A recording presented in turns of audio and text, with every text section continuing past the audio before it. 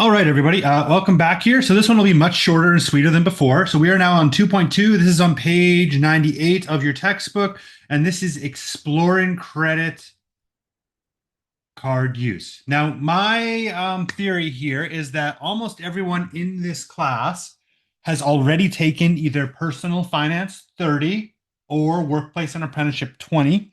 And if not, you are taking that at a different semester.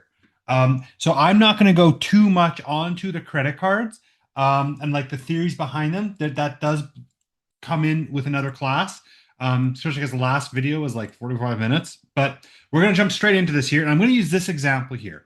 Now, one thing I want to note is credit cards, right? You kind of need one to really function as an adult because that's how you pay for subscriptions, for hotels. If you need to rent a car, you need to book a flight, and a whole bunch of other things, right? You kind of need one, and they're kind of the devil as well because so many people get screwed right now. About one in two Canadians, so half the populations, and this is specifically adults, guys. Like this is adults. They have credit card debt, right? It's really easy to abuse a credit card and screw yourself over. You dig yourself into a hole you can't dig yourself out of. So, we're looking at this example here, and I myself have actually done this example before. Like as in, like I've been in this guy's shoes. So first thing you're gonna do is copy this thing in here. So copy this into your book, pause it, and start the question. Start the video once you got that in. So three, two, one. So Jaden saw a new sound system he wanted on sale for $2,623.95. A little bit outdated, but you know what? Maybe you're like, I want to buy a MacBook. I want to buy a TV.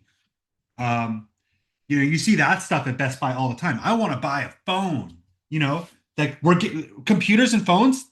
We're starting to get to around this price range, right? So he wanted so this is how much it costs, including the taxes. So that's the final price. He has to buy it on credit, and he has two options. Option one is use his bank card. His bank has a credit card. Every bank has a credit card. The interest rate of this is 14.5%, and it's compounded daily.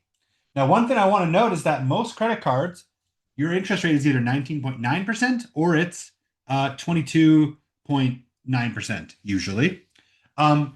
If you are first starting out, your very first credit card, go to your local bank. They'll usually have one that's really cheap. I still have my first credit card. The interest rate is 4.99%, baby. And I'm keeping that card for the rest of my life. But point being here, so he option one, 14.5% compounded daily, and it has no outstanding balance on it.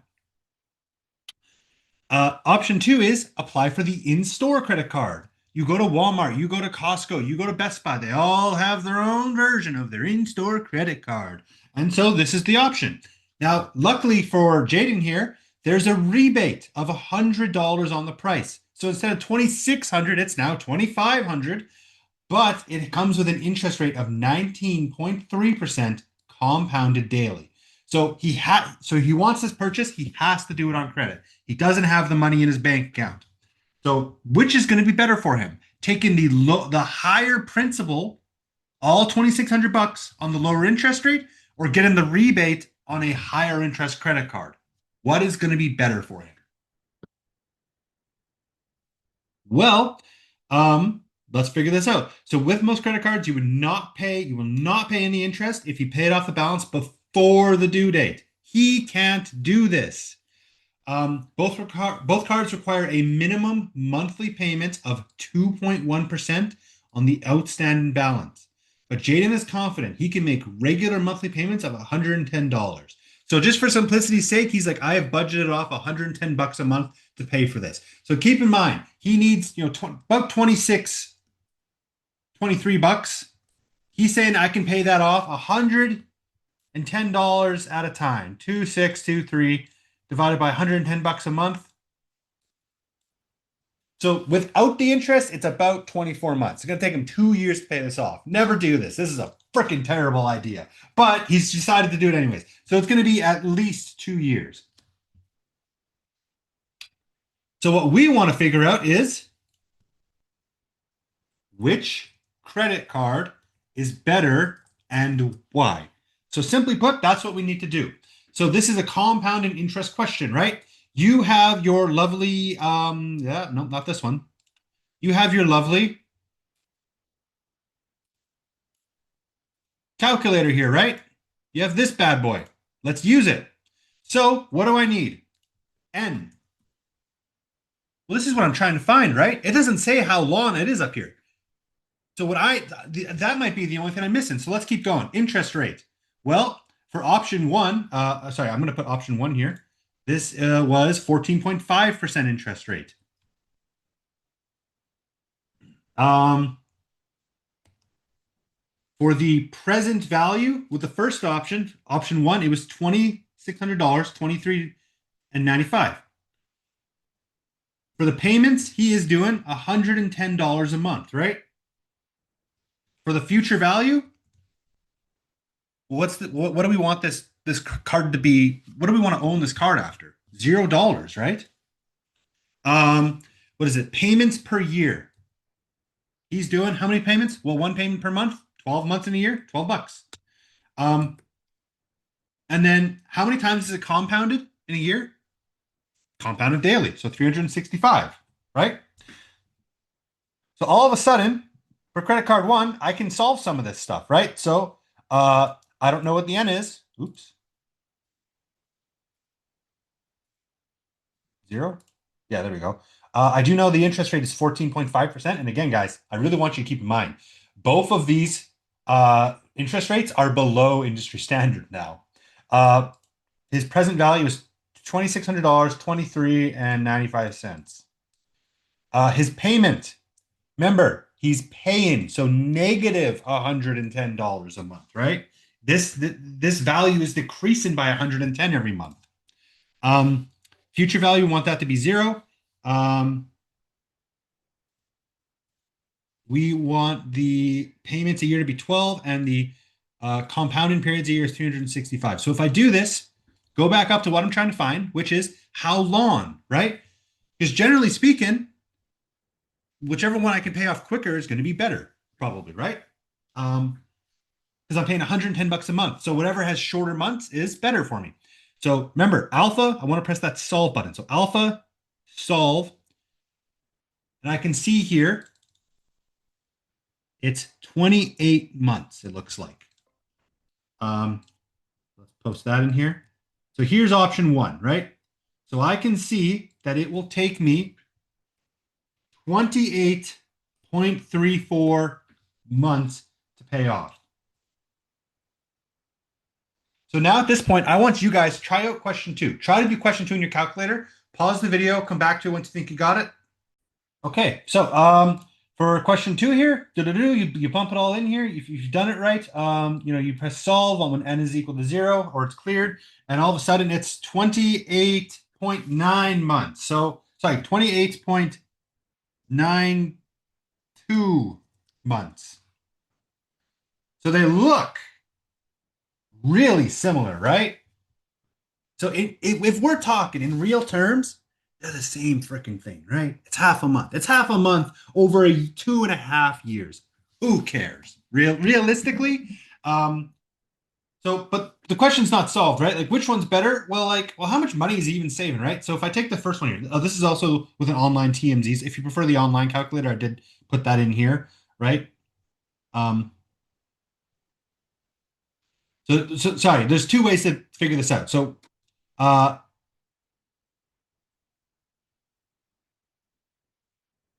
wait. Oh yeah, sorry. You can use it to figure out the periods here if you want. But so what is the O, right? 110 bucks. So for part A, it's times 28.34 months. 110 times 28.34. So he's paying. Why is it pink? Paying $3,100 $117.40 for option A. Whereas for option B, again, why'd you turn pink on me? For option B, right, it was 28.92 months. It's not going to be much different.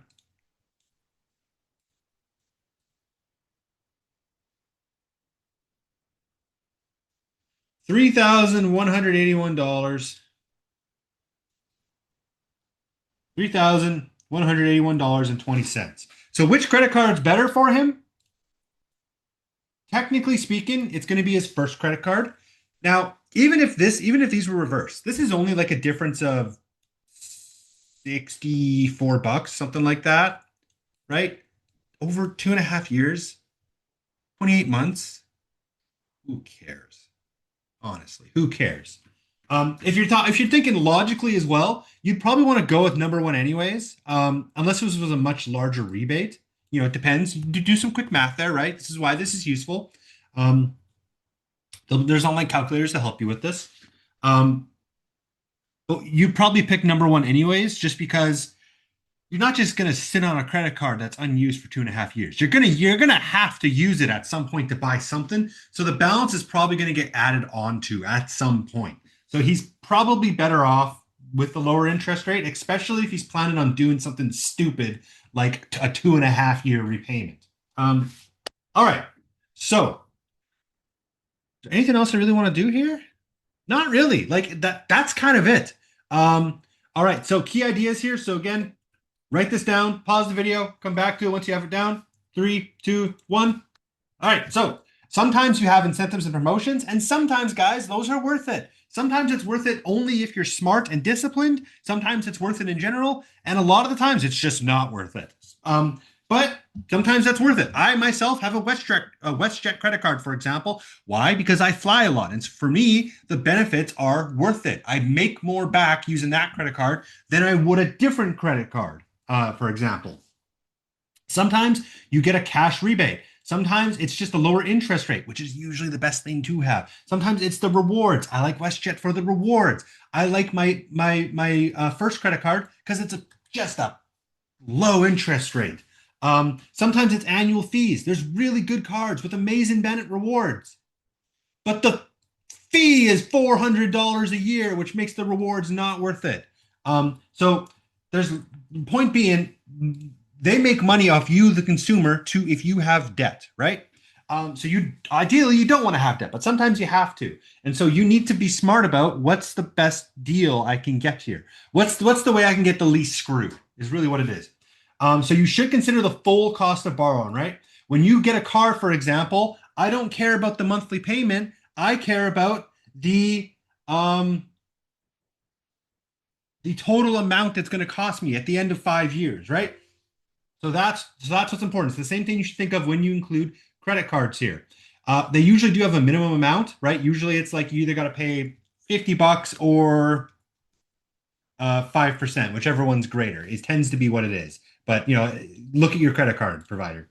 It must be paid each month based on a percent of the outstanding fee. Otherwise, there's just a regular balance. And once if it's paid off, it's paid off. It just sits there at zero. Done. The cost of using credit is not just the amount of interest charged. Again, there is the other incentives and stuff as well. So point being, you just got to be smart with credit cards. What most people try and do is they try and pay it off the second they use it. If I book a $400 hotel and flight, I should put $400 on it right now, 5 seconds after the fact. So what should you do here? Simply put, you guys should work on the assignment here. So 2.2 in the textbook, 2.2 in the workbook, and then 2.2 assignment. That'll be just below this on the LMS. All right.